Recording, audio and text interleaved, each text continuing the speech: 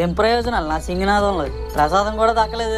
ఎందుకు పనికిరావని అందరూ అనుకుంటారు. నువ్వు ఎన్ని పనులు చేసావో తెలుసా?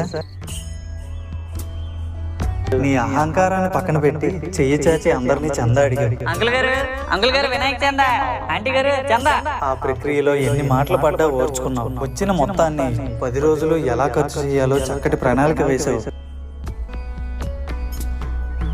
నీతో ఉన్న వాళ్ళని ఒక నాయకుడిలా నడిపించావు. మా పందిరిని చూసి ఊర్లో ప్రతి ఒక్కడు ఇది పందిరా ఏముందిరా అనకపోతే నా పేరు మధువే కాదురా.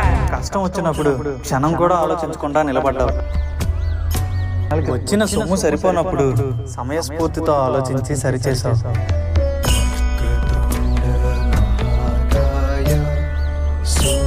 ఇవన్నీ నువ్వు పొందిన ప్రయోజనాలే కదా. అయ్యి బాబోయ్, నేను ఇది చేస్తానా?